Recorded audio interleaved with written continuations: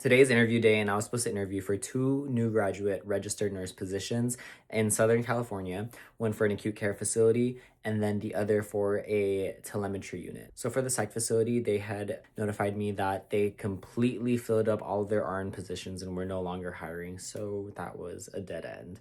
However, the telemetry unit had called me 25 minutes earlier prior to my scheduled time for my interview, and they were like, hey, so unfortunately we can't host any interviews at this time because Jaco is at the facility. And I was like, oh, okay, no worries. And then they asked if we could reschedule for a particular date at the end of August to do a in-person panel interview with their director. And I was like, okay, yeah, that sounds fantastic. And they asked me like these three specific questions, like why nursing, why that specific hospital, and why telemetry, and where do I live? And I told her, I was like, I'm willing to relocate if that's absolutely necessary, which it probably is. But yeah, things to keep in mind. Why nursing? Why that hospital? Why that unit? I've noticed for all my interviews so far, they've always asked for those three. Come prepared. Maybe at the end of August, I'll have a new job. We'll see though.